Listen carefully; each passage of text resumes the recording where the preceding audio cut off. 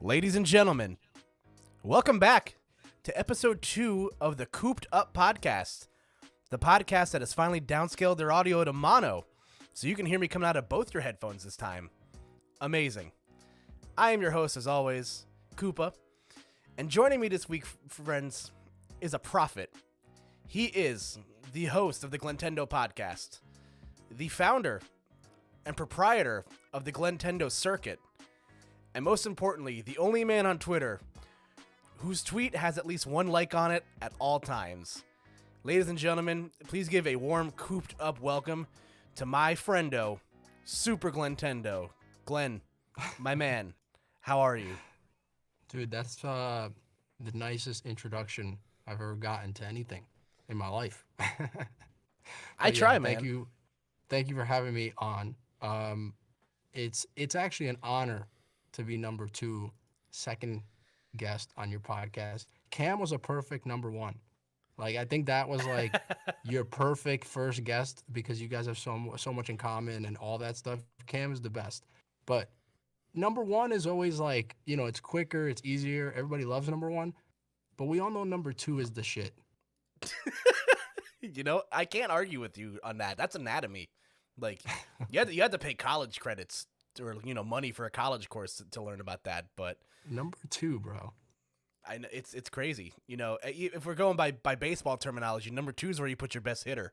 So we're coming out the gate strong with guests. But you know, I'm excited because, you know, obviously Cam was, like you said, a great first guest. And if we're going 20 degrees of separation, you know, I once bet with you $1 that Cam would beat a certain John Numbers in a Smash set. And oh my God. let me tell you, that soda that I bought with your $1 tasted so sweet after that tournament. Okay, so let me set the stage for this story because it's actually hilarious. So you and I were at Xeno. Xeno is a classic Smash Brothers tournament that's been running for many years, and it's in the Lower East Side, right? So you and I are hanging out, and we're watching a tournament set, and Cam famously played Sonic. He was one of the best Sonic players. He was great. And he was against John Numbers, famous for being the best Wii Fit trainer in the world, right? And so we look at each other. I don't know if did I initiate it with you or did you initiate it with me? No, this was definitely a product that you started.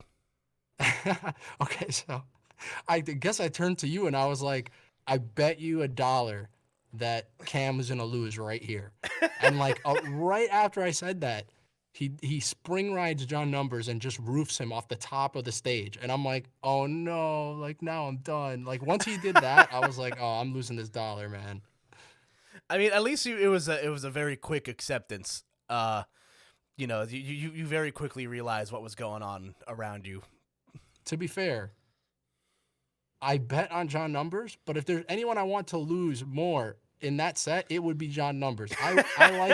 I definitely wanted Cam to win. It was almost like I was betting cynically, like, oh God, you know Numbers is gonna win, right? Like, oh brother, that was the vibe.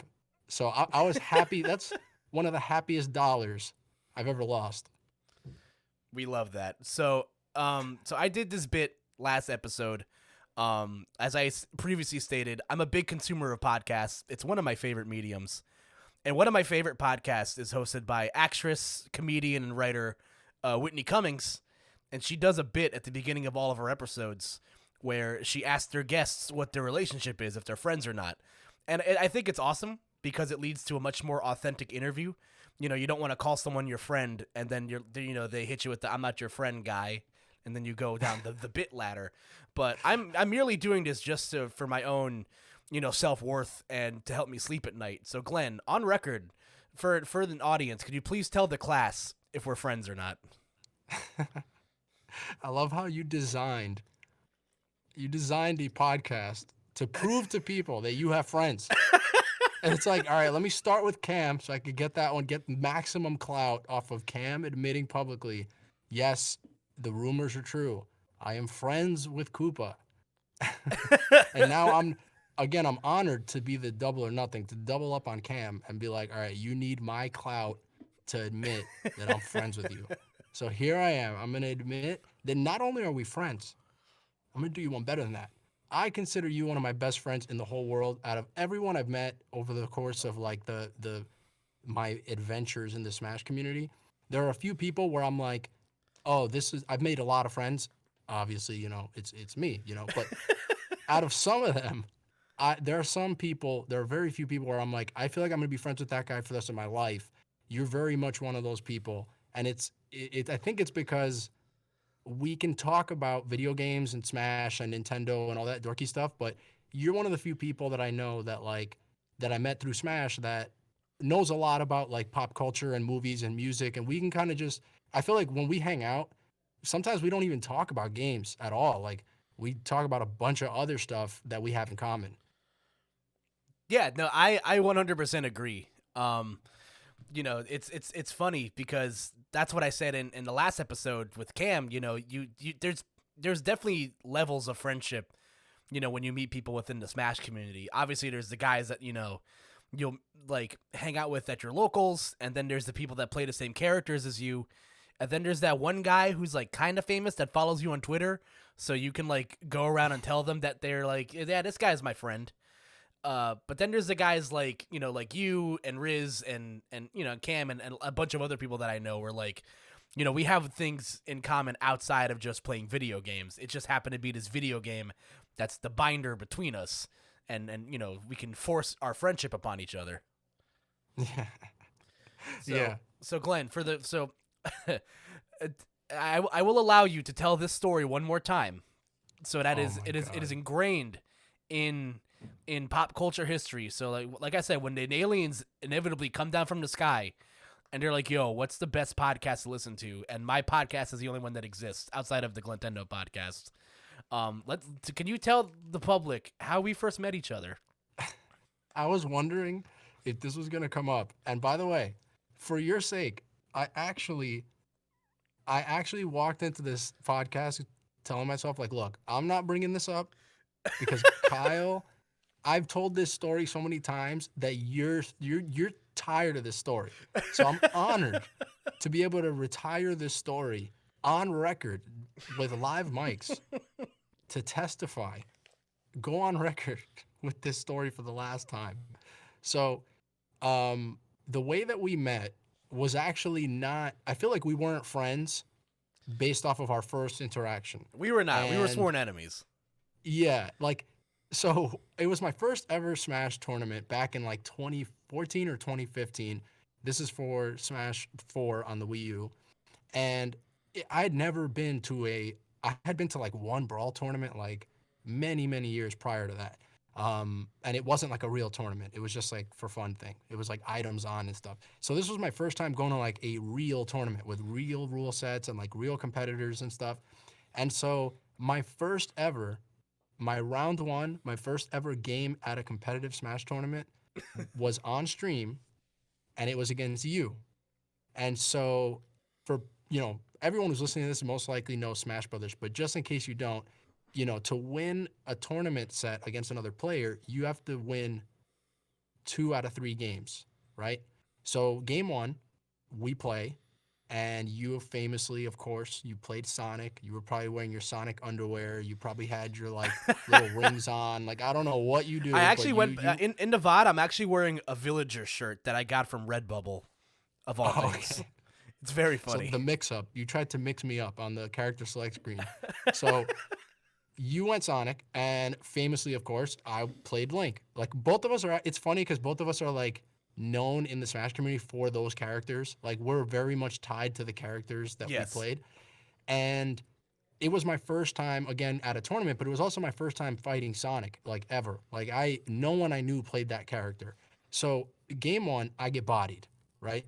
And for some reason, I don't know why you did this to this day. You switched to Charizard game 2. And I wiped the sweat off my brow, dude. I was like, because my brother played Charizard, so I was like, oh, okay, I know how to fight this character. I know what to do. And then I bodied you, right?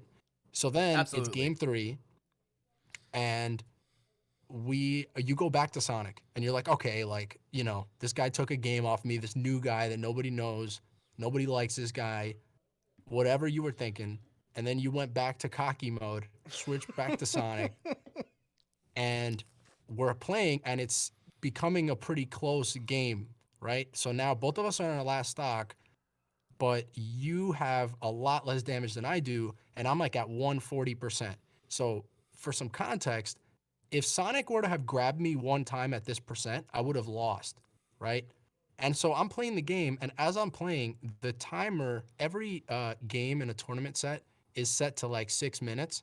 And if the time runs out, the player with the most damage automatically loses the game, right? So I'm playing, and my buddy that brought me to the tournament he's watching me play, and he whispers in my ear, like, he knows I don't know tournaments because it's my first time ever. He whispers in my ear, hey, dude, like, if the time runs out and you have more damage, you're gonna lose. And he sees That's there's coaching, like by a the way. minute left. Sorry, say that again? That's coaching, by the way. Yeah. Mid-set coaching, which wasn't illegal yet, No, apparently. no, it was a different time. So he whispers that in my ear, and I'm like, oh my God. And I look back at the clock. It's like 30 seconds. And you're Sonic. So anyone who knows anything about Sonic knows you can't catch this guy. He's so fast. And on top of that, I'm Link. I'm like one of the slowest characters in the game. So the clock is going down, and I'm sweating. I'm like, oh my God. Like, I need to, if I don't kill him, I'm going to lose. And so it's at the 10-second mark, and then 5 seconds, and it's like 5, 4. And right at that moment, I just read your double jump into the stage, and I up air you, and you die. And you lose the game with like 3 seconds on the clock. And the whole thing is on stream. Literally the set is on YouTube as we speak. And it's the funniest way first of all, for us to meet, for us to first play, and for me to have my first ever Smash tournament set of all time. I won by like the skin of my teeth.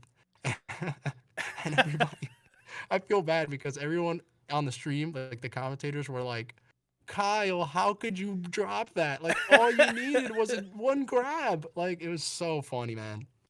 Yeah, it was a time, and like I like it was just like the perfect storm. Like, you were playing with a pro controller, you wore the fedora at the time, so I was like, oh God, like, this couldn't have been like any worse. I definitely was not a likable person if you just were to look at me at a glance in that era of my life. I will grant that. No, definitely I was judging that book hard by its cover, for sure. But yeah, so like that happened, and then you continued to like frequent our tournaments, and actually remember exactly the moment where I was like, you know what, I think this guy and I could be friends, because the post tourney tradition then was to go to the local diner that was around the corner from there, and like, occasionally we'd like go out to like eat and stuff like that, but like we'd be in like a big group setting, so like you can't really get to know somebody in a large group setting and stuff like that. And then I remember I had a birthday coming up. Like, my birthday was coming up like in a couple of weeks. And I was like, which of these dudes can I invite to my house, have them meet my family, and like not be like excommunicated from my house for it? And I chose you and Hungry as the first two picks in my draft. Our Hungry, our third mutual friend, and the other guy you hear on the Glentendo podcast. But Yeah. So I was like, yeah, these guys are cool. And then like I invited you guys, and you came, we hung out, we talked about stuff, and then it's just kind of been history since then. We started going to a lot more things. We all sort of live in the same area, so it was easy for us to carpool. You and I have crossed state lines together multiple times. Yeah. We've probably shared a bed at one time. I don't even remember it. Definitely at some event. There has to be. Yeah. And I can't lie, man. In these trying COVID times, I miss that intimate closeness of driving in your Toyota together. It's something I yearn for. Same, bro. Yeah, but it's funny, and I often think as like, what if the butterfly effect like happened here? Like, what if I beat Glenn that day? Because the footnote is that I've never beaten you in tournament before. Like, we've played like multiple times after that, and like I was just you've always been my demon. I've come close. I've come dangerously close. Yes. Where like I crank the dials up to 11, and I enter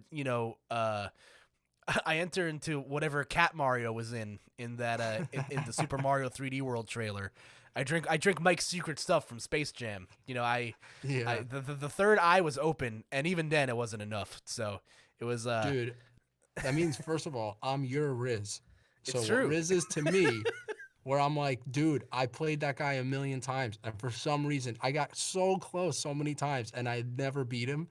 And so I know how that feels. And by the way, choking out a set that you should have won by just doing like the most obvious thing, I also know how that feels. So I'm 100%. I feel you, bro. I definitely feel you. It's funny to think about, like, what would it have been like if you won that set? Because I don't know if what might have happened, if I'm just going to speculate, knowing how I internalize and interpret certain things, it might have actually made you better against me every single time we played because I would have had a complex about, oh, I lost to that guy. And like, that's one of the weird things about tournaments that I noticed over the years was there were certain people that depending on how you played them the first time you played them, it set the image of them in your head. And that Uh-huh. affected either in a positive or negative how you played them forever. Like I became even more nervous against Riz, right? Because I never beat him after 100 sets. So every time I was going to get close, I would get even more nervous because it's like, oh, it's finally going to happen. And then the nervousness would make me play even worse. Mm-hmm. Yeah, no, it's a terrible thing, and it's funny how you mentioned that. You know, you are my Riz, but it's funny because Riz is also my Riz. So it's like, you know, being, it happens. You know, I've I since love it. gravitated to platforms that I know where I can excel at.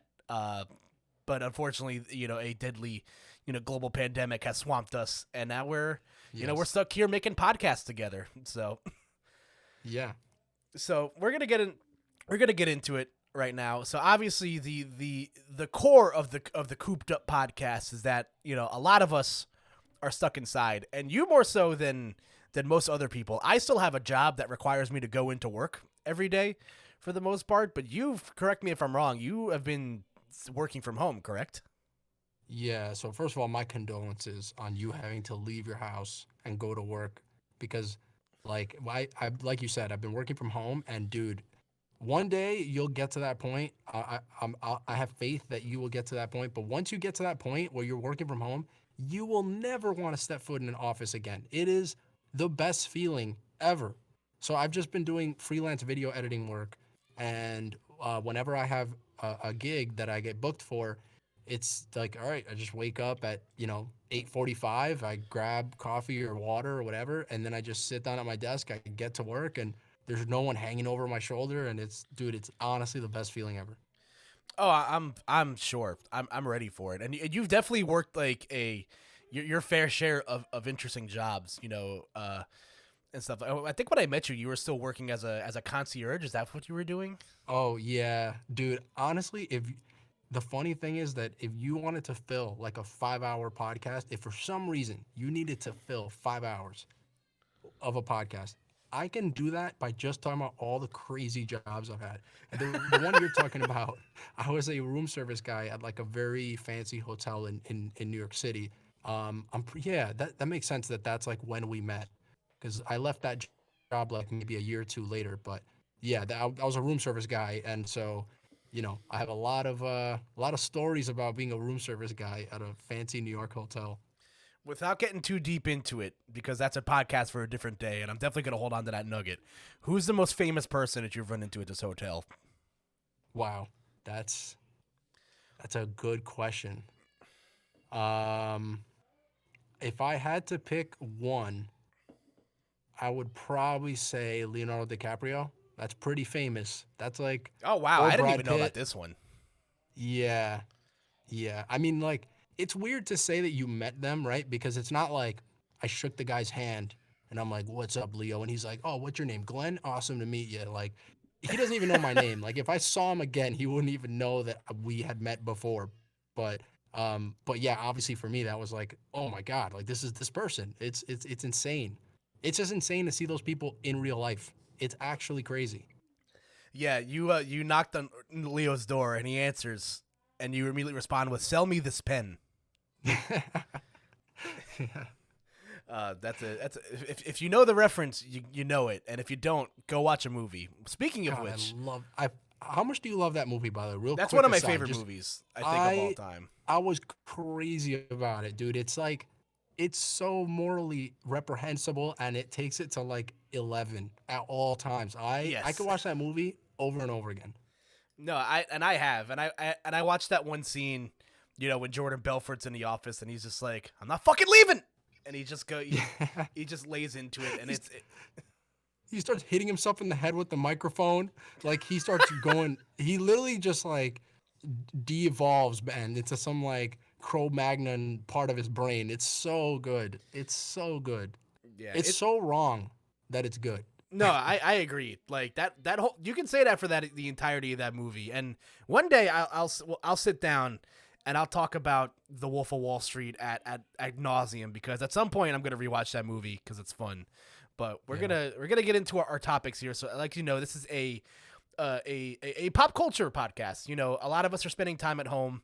We're all trying to find ways to fill the voids of where our quote unquote social lives used to be, because you can't get that same person to person social interaction. So I sent Glenn the same list of questions that I sent Cam, and it definitely lined up well with Cam, because he had just finished a show that I had recently just watched, and like he just played a game that I'm very familiar with. So this will be fun, because we talked a little bit about what you've been up to in your pop culture consummation, while you've been home. So we're gonna start with the first of these three categories regarding that, and that's the fresh face. And it's usually what I mean by that is that it's a new piece of media that you consumed this year, whether it be good or bad, and it could be a movie, it could be a video game. So what's something that what's something that caught your eye for the first time and since your quarantine began, Glenn? So I've seen, by the way, like just quick aside, once I saw that we were in quarantine, like early 2020, once I saw that it was going to be this thing where I'm at home all day and doing all sorts of things, like I went and caught up on so much stuff that I'd been like thinking about for years, like movies, books, video games, like so much stuff. So it was actually really hard for me to pick one thing, because last year I definitely saw more movies than I've ever seen any other year in my life, and the same for how many books I read and games I played. But the one that came to mind first was the one I just saw the most recently, which is Tenet, directed by Christopher Nolan. And that movie, it came out, it had like a really weird launch because, like, obviously COVID, and it's supposed to be in theaters. And that's like Nolan's whole thing, is that he loves theaters and he's trying to make movies that are better in theaters. I saw it at home recently, and that's like the first thing that comes to mind. Did you see it yet? So I have not, because Okay. so we'll keep it pretty spoiler free, because it is a new piece of media, obviously, and I Yeah. believe it's on VOD. I don't know if it's on a streaming service or not. If It's not. Yeah. It's not. that checks out. So yeah, I remember hearing a lot about Tenet, like right before the world shut down, and I'm a huge fan of Christopher Nolan as a director myself. Like if you're familiar with like the Christian Bale Batman movies, he's directed him. He directed Man of Steel. No, But he produced Man of he Steel. produced Man of Steel. Excuse me. Yeah. Yeah. But he's also behind some other huge movies. Like one of my favorite movies he's done is Memento. Oh Um, yeah. that movie's fantastic, and he's also had his hands in Interstellar and Inception, and a bunch of other movies and stuff like that. So he's Yeah. definitely, like, when you talk to people about like who their favorite directors are. I remember taking a film class in college, and some the first class is everyone just listing their favorite directors and stuff like that, and I think we talked for about half the class about Christopher Nolan because of how good his movies are. So Yeah. um, I mean, he's definitely my favorite, like, active. Actually, no, because my favorite director of all time is Martin Scorsese, and he's still active and making movies that I love still. But outside of Martin Scorsese, Nolan is like my favorite active director. Um, and yeah, like I've seen all of his movies, and like literally I've seen each and every single one. Actually have a question for you, because I'm not gonna get into spoilers, but I'm trying to I want to make a prediction on how much you might like Tenet before you even see it. I like this. So you've seen Memento, right? Which Yes. Nolan movies have you seen? I'm assuming just like the Dark Knight trilogy. You said Memento. Which other ones have you seen? I've seen like a lot of like the flagship ones. Like I've seen Yeah, Interstellar like twice or three times. I've seen Inception, so like I'm pretty familiar with like the tent pole like Christopher Nolan stuff. yeah. Which one of those is your favorite one? Ooh, that's a hard one. I really love Memento. Like Yeah, that's that like one of movie's like my comfort movies when I like, you know, if it's on, like I'll like where no matter what part of the movie it's at, I'll watch it. yeah. So the way that I like to look at it, and the reason why I asked about that is because if you look at Nolan's body of work, there he kind of has like these two different styles of movies that he does. So like he does the very conceptual movies, which is like Memento and Inception and Interstellar.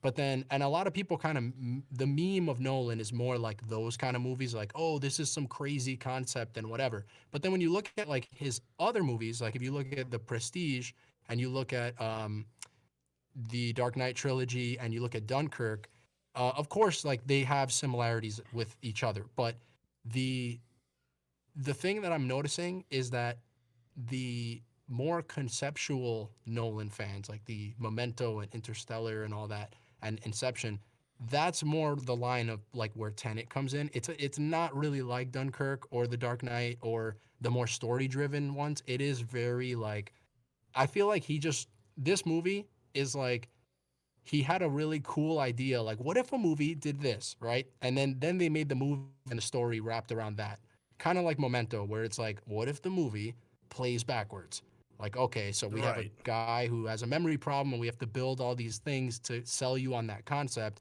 And Inception is very much like that too, like what if it's a dream in a dream in a dream. And so this has a very similar concept. Like when you see it, you're going to know what I'm talking about, where it's like you can tell that one day him or his brother who helps him write a lot of his movies and produces stuff with him too, who also he actually wrote Westworld, so that's like another thing if you're into that. But they're That's been a very show. That's been a conceptual. show on my list to watch for like a while. Same, yeah. So I think if you're more into like the conceptual Nolan stuff, I think Tenet is going to be like something that you really really like. But if you're more into like the more sentimental and simple stories that he's told, not simple, but like less, ambitious in terms of its like storytelling, um, you might find this movie a little bit complicated. Right. That's from a lot of what I've read because I watch a lot of, you know, film podcasts and stuff like that. And a lot of what I've read from or listened to in these reviews is that, you know, like one guy's like, oh yeah, like I got a screener to see it in LA. I went to go see it. I liked it, and my only gripe is that I wish I could go see it again without like risking COVID, because it's one of those movies where like you kind of have to watch it twice to like really figure out what's going on. Yeah. I know I had to watch Interstellar like the second time. It like kind of stuck with me a little bit more because I'm like, oh, that's what's going on here. It took me like there are obviously like certain movies like that where like, you know, you really gotta like, you know, the first time you're watching it for the experience, and the second time is when you're watching it for all like, you know, okay, I know Yeah. how it ends, but how does it get there? Right. Yeah. And I actually, so again, like I'm a huge fan of, I've seen all of his movies, right? And I would say that this movie is my least favorite Nolan movie, but it's still a very good movie. Um, but the reason I say that it's my least favorite is because of what you just said, where when you see like Interstellar or even The Dark Knight, actually, like The Dark Knight, it gets better the second time you see it because every question that you had, you can kind of start to see the seeds of it earlier in the story. Right. But the difference is that those movies, at least this was my experience. I don't want to speak for like anyone else who really loves Tenet or whatever, but like after seeing it only one time, unlike Interstellar and Inception and all that stuff, I feel like those movies got enough of it where I was satisfied the first time I saw it, and the second time it just got even better because the picture became even more clear. But with Tenet, and like I can't wait to hear if you have this experience too when you finally see it, but like it feels like it's designed for you to see it twice to really even be satisfied. Like I felt like it's an amazing movie in terms of like the spectacle of it. Like there are scenes where you're just gonna be like even if you don't understand what's happening, just the visual aspect of it, you're just gonna be like, wow, that's insane. But in terms of like it making sense, it was like I really feel like it's designed for you to see it at least twice. Like this is the only movie I could think of where I felt this much like I really need to see it again to even have an opinion on the story and all that stuff. Yeah, no, that's from a lot of what I read that checks out, and I'll definitely like move it up my list of things to do because something that I'm doing this year is my friend Sean in the year 2020 watched 100 movies he's never seen forever. Oh Uh, my god. yeah, so he watched 100 films for the first time, and I'm following suit. Like I'm trying to, I want to do that, and I can definitely hit that because, like I said in the last episode, I'm a terrible consumer of media because I keep myself so busy all the time. I don't get like a lot of instances to like sit down and like I'm really good at watching like things that come out in the moment. I'm really bad at going back and like retroactively watching things that I've never seen before. So like I'm gonna expose myself real quick. I've never seen any of the Lord of the Rings movies. Oh my god. I know it's a black mark on my nerd card. I'm working on it. I'm trying to be a better person about it. And me and my girlfriend agreed to sit down and watch it after I jumped through a couple of other caveats of what we're supposed to watch together. That's so funny because it proves a theory that I've had for a very long time. Oh no. Here's the theory. A lot of those things become super popular and people go down the rabbit hole and the huge time investment of a lot of those movies because it has a very high girlfriend factor.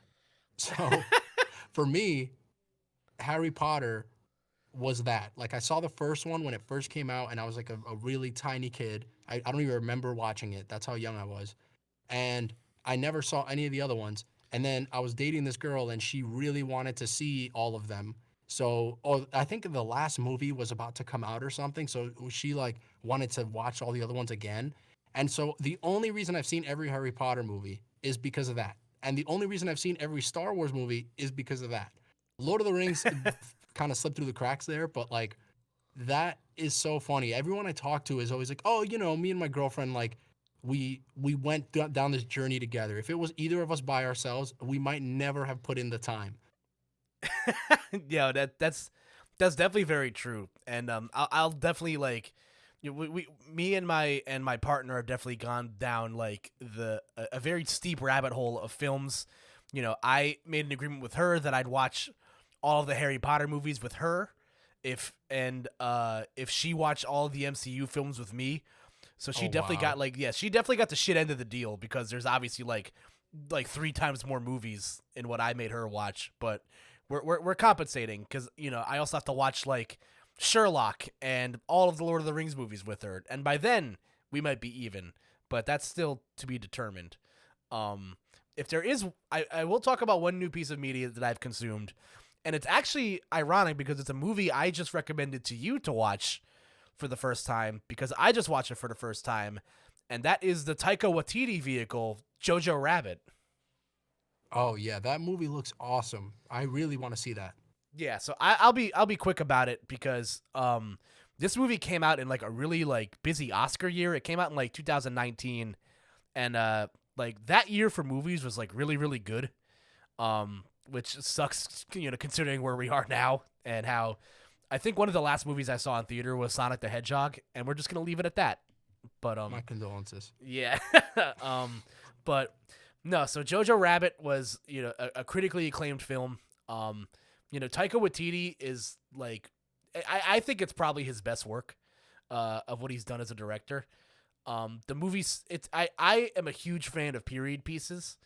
You know, I watch a lot of like war movies with my dad. So like we've seen, if you can think of it, I've probably watched it at some point with my dad. So like Saving Private Ryan, The Hunt for Red October, like all of those like, you know, like Yeah. super popular like, you know, period piece war films.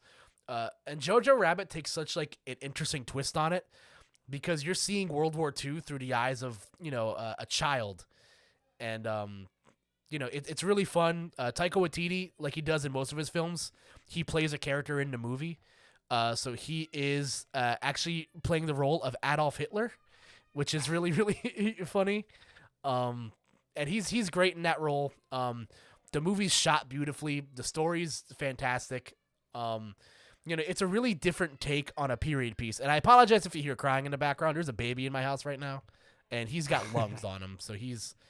You said Adolf Hitler, bro. You set I him did. off. He I heard did. you. I know. It's my own fault, and I'll live with this mistake for the rest of my life. But no, I'm very sad I put this movie off for so long because there were a lot of great movies that came out that Oscar year. I think that was the same class as like Parasite and other movies that came out that year that I really liked, like Knives Out, which was my favorite movie of that Oscar class, and I think it got shut out. No, I think it won like Best Original Screenplay or something, but don't quote me on that.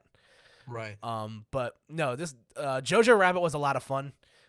Wait, what else has he directed actually? Because I knew that he was an actor in the movie, right? So I actually didn't know he was a director. I don't know if that makes me sound really stupid because I'm actually pretty good on movies, but I had no idea that he was a director. So here we go. We're gonna pull it up right now. So he's only been directing since 2007, but he's directed a couple of short films and he's had a couple of acting roles in his movies as well. But some of his filmography. So what he directed, What We Do in the Shadows, which came out in 2014, which got adapted into an FX series, which is fantastic. I highly recommend it. He directed, produced, and wrote Hunt of the Wilder People, which is that movie came out in New Zealand, I believe. I've heard really good things about it. And he also directed a little number called, Thor Ragnarok. There we go. That's he directed that. Yes, yeah, he directed that. Wow. He has just kind of going through his credits. He wrote the initial screenplay for Moana, but wasn't credited. He directed the mid-credit scene for Doctor Strange, which makes sense because the mid-credit scene of Doctor Strange is actually a scene from Thor Ragnarok. So, nice. That checks out. He has some acting credits in The Mandalorian. He plays one of the droids in the Mandalorian for a few episodes. So he's definitely he also directed an episode of The Mandalorian in the first season. So that's awesome, dude. Yeah, there's so many actors and like famous people who get to be like a hidden character in a Star Wars movie or show. Like I remember hearing that Daniel Craig, famous for he's the most recent James Bond. He was one of the stormtroopers in Force Awakens apparently, which is like really funny. Yeah, that's awesome. I love stuff like that. And Taika Waititi also plays Korg in Thor Ragnarok. He's got this he's this dude made out of rocks that also wears a Hawaiian shirt, and it's really really funny. So he is a phenomenal actor, and he has a role coming up in the new Suicide Squad reboot next year. So nice. That's the James Gunn one, right? Yes, the James Gunn directed Suicide Squad. It's probably gonna be great. Yeah, as opposed to the original, which was not great. But moving right along, the other category we obviously have here. Jojo Rabbit, highly recommended. It's on HBO Max if you're looking for a place to watch it. Really good time sink. Great actors and actresses in it as well. So I know Rebel Wilson and Scarlett Johansson's in it for a spell. So definitely recommend it.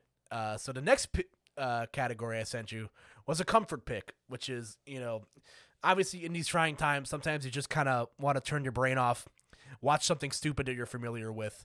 So Glenn, what was your comfort pick? What was something that you went back and watched when you're having a day and you're just like, I just want to just like veg out on my couch and just like feel good about something? So my comfort pick is not necessarily one specific movie. It's like a little subgenre, and it's anything by Studio Ghibli.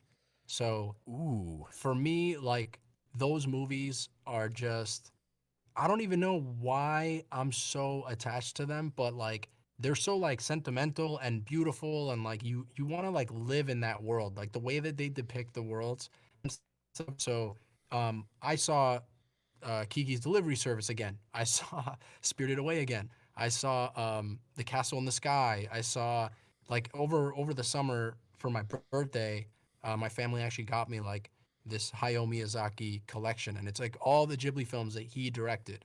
And so I've just constantly gone back to all of those. Like anytime that I'm just having like either a bad day or I'm just like I need to go on an adventure and get out of this bubble life and get out of the city for a while. Those movies just hit that spot every single time, man.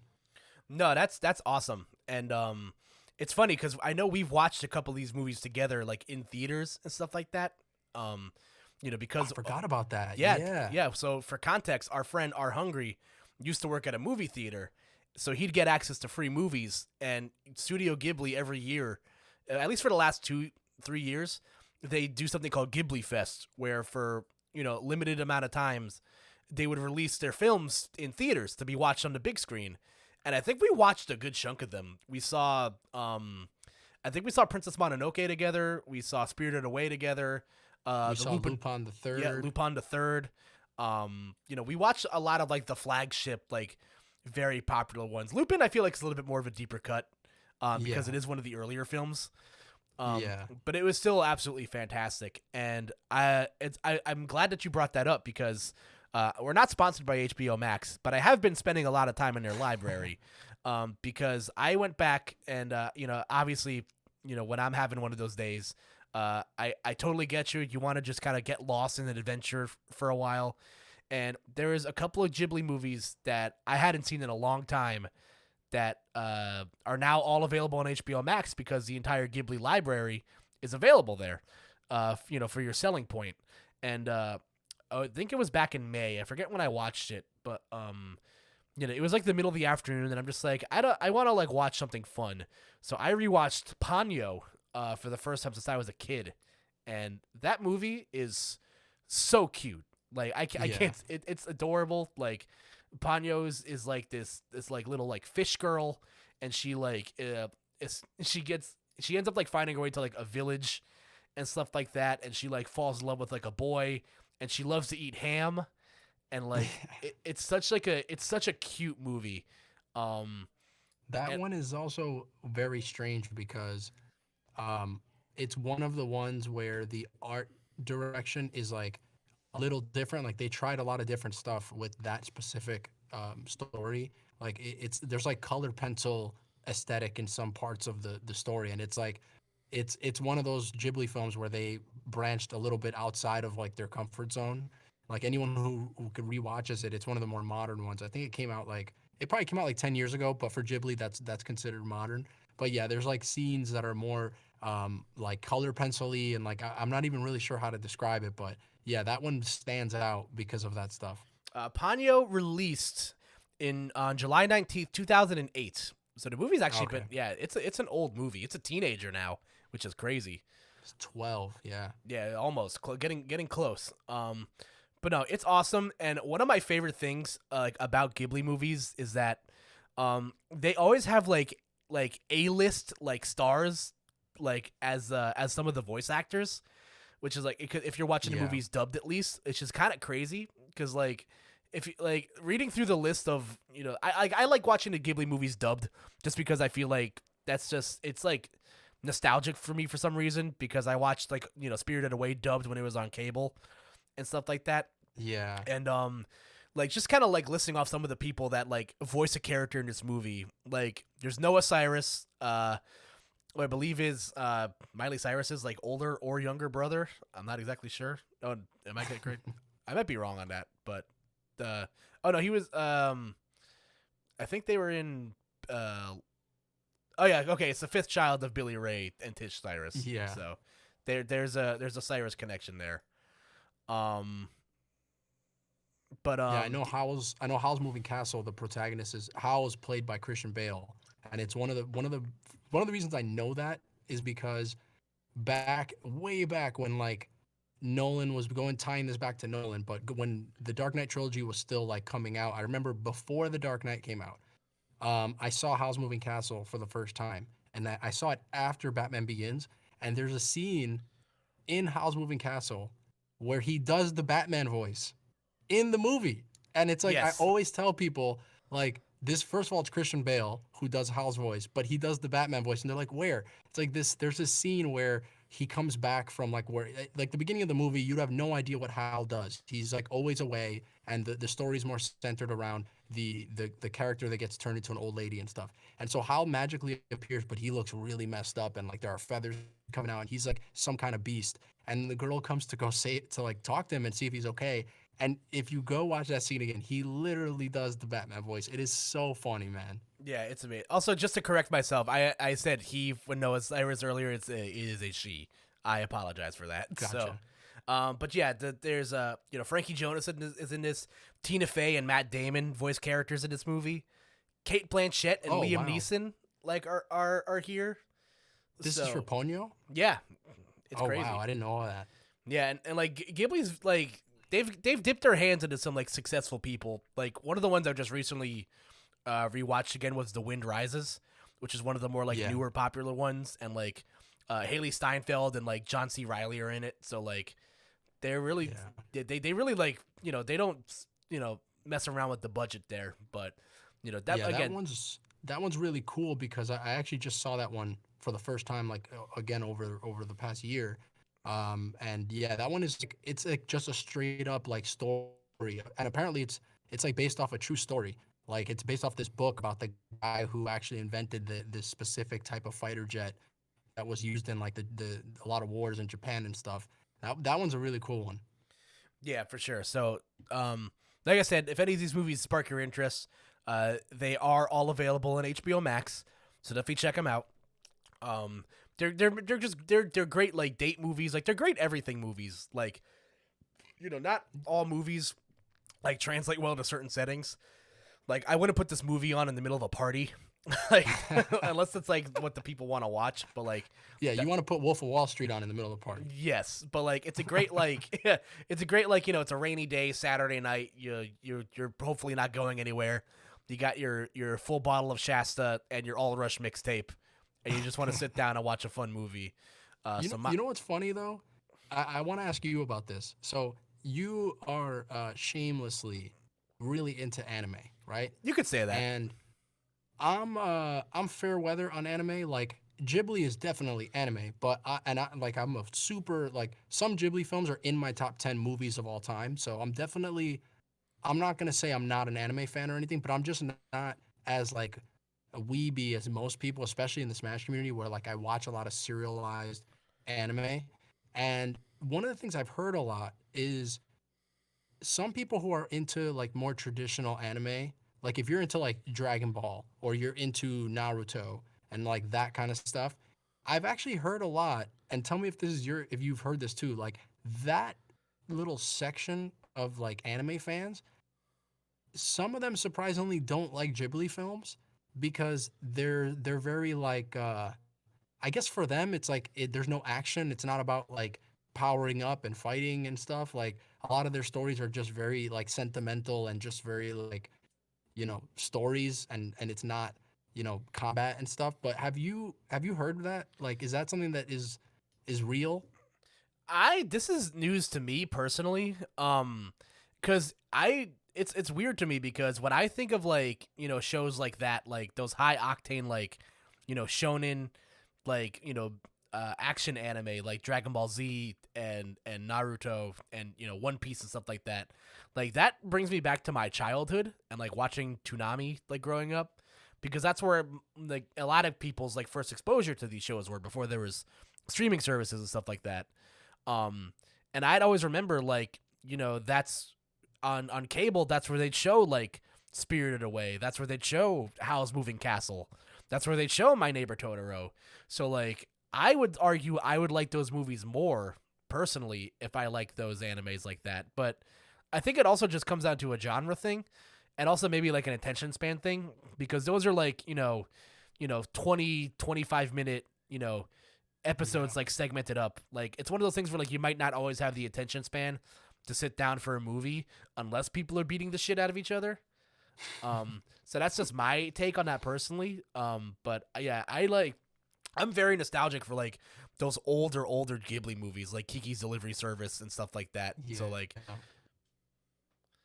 Yeah, but I actually heard, I think the direct quote that I heard, and again, this was just some random person on Twitter, so I have no idea if this is a representation of a lot of people, or just like it's Twitter, so you just see random opinions. One guy literally said Ghibli films are the chick flicks of anime, and I was like, I Wow. was losing it, bro. Because like, to be fair, I also grew up on a lot of like traditional serialized anime. The first one would be Dragon Ball Z, and then I saw Dragon Ball. And Dragon Ball is actually a little more in the Ghibli style because it's a lot less action focused. It's more about like the adventure and stuff. But then I remember seeing like some Gundam stuff and like Yu Yu Hakusho and stuff. So I know enough about that stuff to get what they mean. But it's like I thought, you know, Ghibli movies are very much the Disney of Japan. It's like these are universal movies. Like I have never seen an American or even a person who has said, I don't like The Lion King or I don't like, Pixar movies like Toy Story. Like it's almost like these, they're not very action heavy and there's not about fighting either. They're just great stories with amazing like S plus tier animation and music and all of that. So I thought it was just universal, but again, I might have cherry picked one guy who made that comment and it bothered me so much that I had to ask you about that. No, I understand. I would like to if you're listening to this podcast, that random person, I just want to talk. So you can find me at Cooped Up Pod on the internet. We're gonna handle this on my business account. But it's also funny you mentioned that Ghibli's like the Pixar or the Disney of anime because they're actually owned by Disney, which is funny. Yeah, so it's weird. They actually they're not owned by Disney, but I think Disney they have the rights to handles. it. Is that what it is? Yeah, so for a while, I think that's over now, but Disney had the distribution rights to Americanize their films. So Disney, one of the things you mentioned earlier about how amazing their voice casts have always been, their voice actors were always hired by Disney. So John Lasseter, the guy who directed Toy Story, and he's like one of the head guys at Pixar, or he was like one of the dudes who really was like, we need to bring these Ghibli movies over, but we need to do it right. And they got all these amazing actors to like do the voice work. And for a long time, a lot of those movies were not really available in the West. And Disney was the one to bring it over. But then now I don't know what's going on because, like you said, you can watch all those movies on HBO Max, and that's Warner Brothers, and it's not on Disney Plus. And so something must have changed there. I guess maybe Warner Brothers was just like, look, we'll give you more money. Maybe that's what it was. But it should be on Disney Plus, but just for the legacy, man. Like, Yes. those.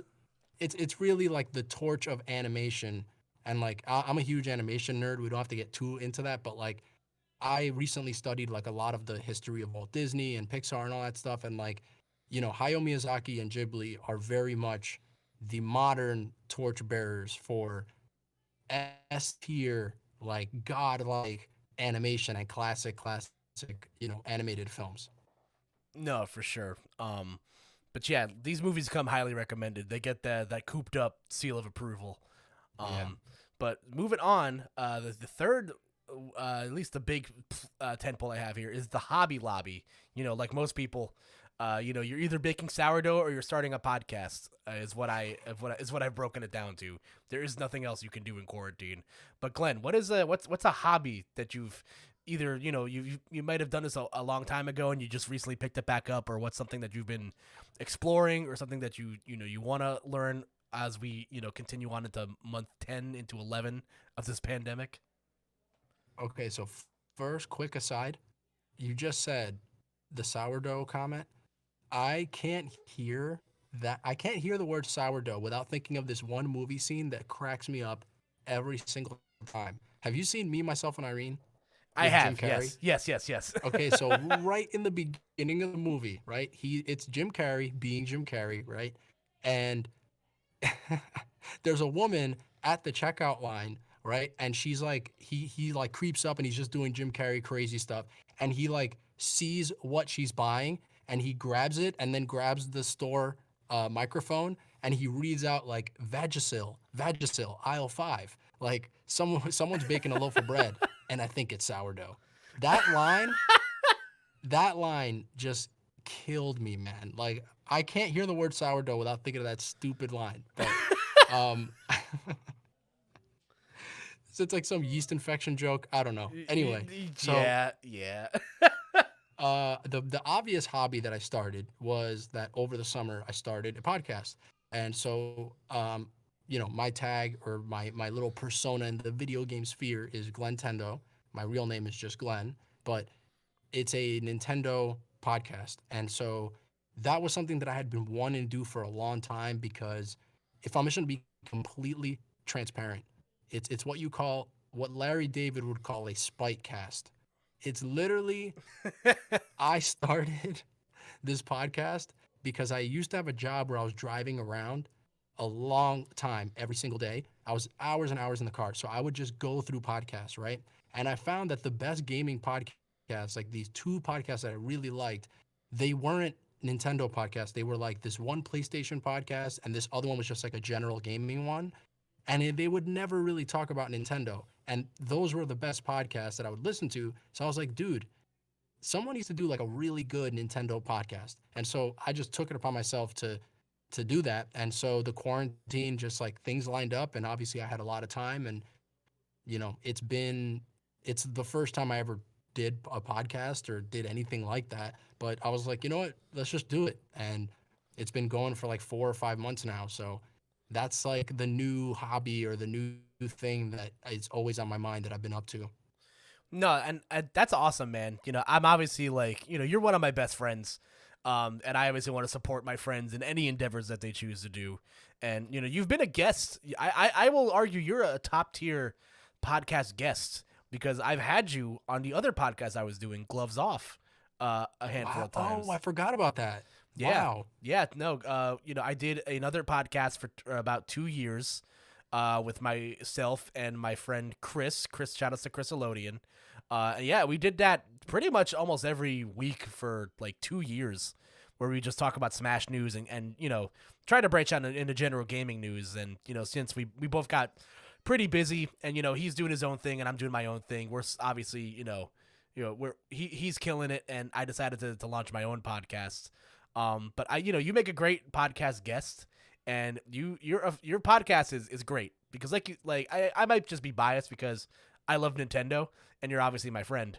But even if I didn't like you, I would still listen to your podcast because even if you won that first set and you Yes. didn't like me. Yeah. So I agree. There aren't a lot of like podcasts that specifically focus on Nintendo stuff. It's usually a pretty like broad subject of gaming stuff, which I'm like into and stuff like that. But like obviously where I like plant my flag is mostly in a Nintendo like audience and stuff like that. So, your podcast has been awesome. It's a great listen. We'll go through the plugs at the end. And it's like I said, it's a great quarantine hobby because everybody has time now, and because everyone's working from home, everybody has at least like a decent like quality microphone to like record and do stuff with. Yeah, well, first of all, thank you honestly for all the nice things, because even just off this conversation, like separately we've talked, and obviously, and you've always been really supportive and stuff, so I super appreciate that. And yeah, like it's one of those things where it's nice to have something that you really, again, you don't need to leave your house to do, because like I feel like one of the things about doing a podcast that I found to be really rewarding is that it's so you're very comfortable at home, right? And so I feel like it's just made me like way funnier and like way better at talking and like all that stuff. Like I've just gotten so much like experience just doing the podcast, and just I feel like as someone who aspires to like be, a comedian and all that stuff, it's been the thing that you can't go out and do shows right now. There's no quarantine is like there's no public gatherings of any kind. And for me to have something that kind of works that muscle and is fun and I can do from home, and it's like I feel like I'm still working out. You know what I mean? It's like the gym in a way. It's the best we can do. Yeah, and I'm glad you mentioned that because like I've noticed that a lot with like because I'm a pretty like I'd say I'm a pretty like moderate fan of stand-up comedy. Like there's a lot of comedians that like I follow on Twitter and stuff like that, and Instagram, and I've noticed that like a lot of them are like they're posting their material, like their new material, on like their Instagram stories, or like the whatever their video function is on Instagram. I think they're called Reels or something. Like whatever the Instagram's equivalent of like of Snapchat stories are. Yeah. Like that's where like a lot of comedians, I'm a fan of like Nikki Glaser is one of my favorite comedians. Yeah. Dan Soder is one who I really like. Um, David Bory, who's the guy who does a lot of like the commercial voice work on Comedy Central, and he has a couple of stand-up sets and a podcast. He's one of three guys on a podcast that I really like. So like a lot of them are like uploading their sets on like the internet because there isn't an outlet for you to like you can't go to a comedy club and like test out your new material like you could in the past Yeah. and stuff like that. It is interesting because first of all, any comedian that started a podcast like 5 years ago is in heaven right now because like starting it now is fine too, and like you should, even if you're not a comedian, even if you just wanted to do something like that, now's a good time. But if you're someone who wanted to be a comic, if you started 5 years ago, you probably already built an audience where you can kind of coast and live off of the podcast while you can't go out and do shows. And there's so many comics right now that are like, 2020 was supposed to be their year, and then the sky falls, and they're just like, dude, this sucks. And yeah, I mean, one of the weird things about it is that like you mentioned, a lot of comedians that I also follow that have a podcast and stuff. But one of the differences is that it's still very different because even if you're going to try material, it's like it's not, there's no audience, and it might just be an audience of like your friend or Right. an interview or whatever, which is cool, and I guess that's better than nothing. But it is still very, very different, and so I can't wait to see what happens when the world goes back to normal or somewhat close to normal. Because yeah, it would just like, I want to see how the comedy world shifts back out of podcasts, or if it still stays heavily in podcasts. Maybe there's so many people who like found way more success with podcasting, and they're like, yeah, I don't really need to do stand up unless I really wanted to, and like I love it or whatever. Yeah, no, it's definitely going to be interesting to see, but I look forward to that day greatly. And we've been recording for about an hour, so we're gonna be wrapping up soon. But I couldn't leave without asking you the question that I love hearing this from my friends, because obviously the food delivery service is huge right now. If you bought stock in like Uber Eats or like DoorDash like 6 years ago, you're probably making out like a bandit. Maybe it depends. The companies kind of suck, but they're not sponsors, so who cares? Um, but moving right along, Glenn, what's when you choose to splurge and spend money and spend a delivery fee? What's been your Uber Eats order of choice? Okay, well, first, I want to ask you a question. Which app do you use the most? For a while I was definitely using DoorDash a lot because there was Yeah. a restaurant that I really liked that I found on there. Um, that was like for some reason only available on DoorDash. So I got a lot of food for like really cheap and like not that bad a delivery fee. Um, but I'm a pretty serious like frequenter of Uber Eats. It's pretty bad. Okay. The reason I ask is because everyone that I've talked to about this stuff, it's funny how people have like, first of all, there's a million services, right? So I listened to Yes. your podcast before this one with Cam, and I think he mentioned a service I'd never even heard of, and I was like, dude, what is like? Everyone has services I haven't heard of. There's a million of them, but then on top of that, people always have their like hard nose. They're like, yeah, I'm an Uber Eats guy, but like I would never do DoorDash. DoorDash is trash, and I'm like, it's just funny when people have like hard lines on like a food delivery app. Um, Mine, by the way, is Postmates, and I'll tell you why. Because there's a little, I don't know if it's a glitch, I don't know what it is, but if you go on Postmates and you order something, right, and right before you check out, you just close the app. If you open that app like a couple seconds later, I think the system registers that you were about to check out, and that made you look at the price and were like, oh, this is too expensive, I'm not going to do it. So they always give me like a discount code when I reopen the app, which is just Wow. so funny. Yeah, so I've just been abusing that. Like it hasn't worked every single time, but it's worked a lot. Um, so to your question, the number one thing that I've been ordering has been this. I think you and I actually went to eat here once. It's a place in my neighborhood. It's called Pies and Thighs. Yes. Did we go? Oh, yeah. Fried chicken spot? Yeah, we've been there before. I Yeah. love that place. Yeah. I'm gonna order that as we speak, bro. Dude, that place is awesome. So it's very simple. As the name says, it's pies and thighs. So they specialize in like fried chicken stuff, and they have like a fried chicken sandwich and just like a bucket of chicken and whatever. But the real like thing that I order there is like I always get like a fried chicken sandwich, but they have like these baked beans on the side. Dude, those beans are like beans I've never had in my life, bro. Like they're beautiful. They're so good. And I always order them just for the beans. And then like they have great pies for dessert, which is another thing. Um, but yeah, that's been my order of choice, bro. Fried chicken sandwiches with baked beans and banana cream pie to finish it off. That's an order. That's intense. And the good thing you're abusing the discount code stuff, because that sounds like it could get pretty pricey. Dude, it does. It actually does. And I'm mad that we're talking about this because now I really, really want it, but I know I really shouldn't. I'm gonna have to wait for Jimmy Stimmy to come through again so I can get pies and thighs again. Hopefully you are soon on the receiving end of that Jimmy Stimmy. But Biden, if you could hear me, I need pies and thighs. Let's get this Stimmy, bro. yeah, come on, Jack. Let me get this this pies and thighs real quick. Cut the malarkey. I want my chicken. But Wait, so what's your what was your order recently?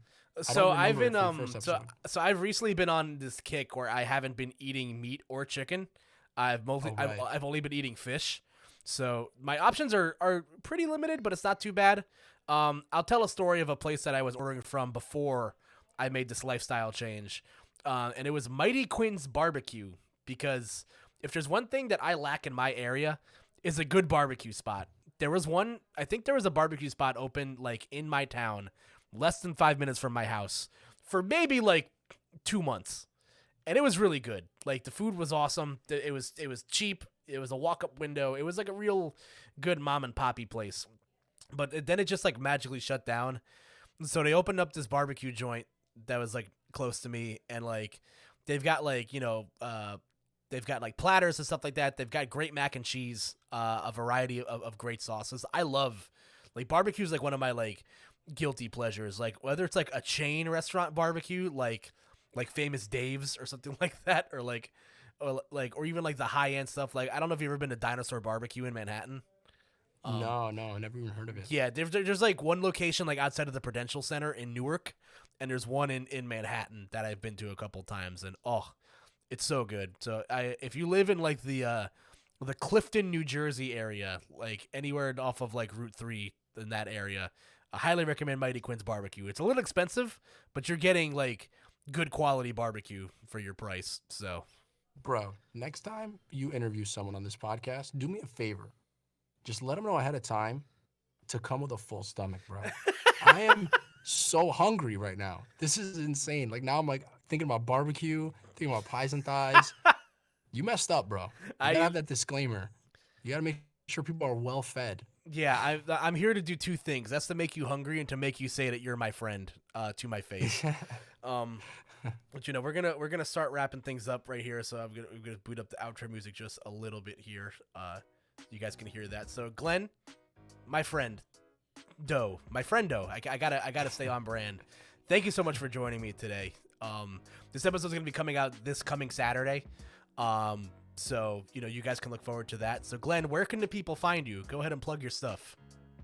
So you can find me on Twitter at Super Glentendo, and you can find my podcast on Apple Podcasts and Spotify, the Glentendo Podcast, or also on YouTube, same name, Glentendo Podcast.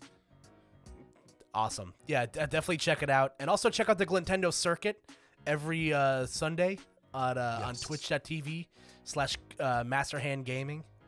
Or Masterhand Games. I should probably know that because they're my team. Haha, sorry, Chris. But yeah, check that out if you're into Mario Kart, if you're into competitive Mario Kart.